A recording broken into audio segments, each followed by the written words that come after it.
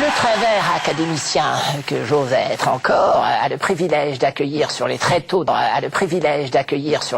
des Grands du Rire de brillantes comédiennes, Danielle Lebrun et Sarah Biasini pour leurs interprétations remarquables dans la pièce que vous jouez au théâtre de l'Œuvre et qui s'intitule L'antichambre, monsieur. Vous suivez, c'est bien. Alors vous êtes Madame du Défend au XVIIIe siècle, la fin du XVIIIe siècle. Vous êtes une libertine qui tient un salon.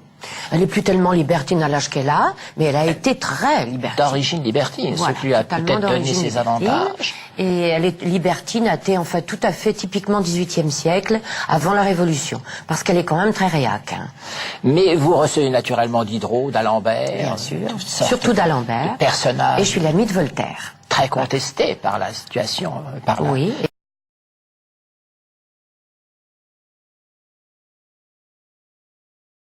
pessimiste. Très pessimiste. Mais pour remonter tout cela, il y a la charmante Julie de Lespinasse, incarnée par Sarah. Ma nièce. Votre nièce. De la main gauche. De la main gauche. Bâtard. Et qui réussit à prendre sa place. Ne révélons pas la pièce, mais enfin, c'est ce qui arrive. C'est un peu ça. Voilà, vous l'avez dit. Et alors, vous êtes la personne qui tient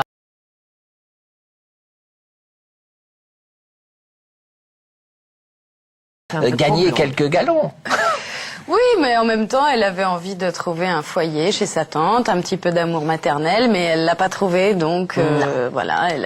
Au départ, c'était parti d'une bonne intention. Elle voulait se coucouner. Oui, non. Et puis bon, elle a envie d'évoluer, elle est curieuse, elle a une intelligence comme ça instinctive, elle a envie d'apprendre, elle côtoie tous ces philosophes et elle est d'accord avec eux. Alors forcément. Alors elle prend goût au jeu. Absolument. Elle devient mais bon, elle s'aperçoit quand même que il faut pas qu'elle prenne trop de place, que sa tante est ravie de l'avoir auprès d'elle, mais comme un petit toutou gentil qui reste à sa place. Et pour sa lectrice, parce qu'elle devient aveugle, voilà. Donc elle lui lit.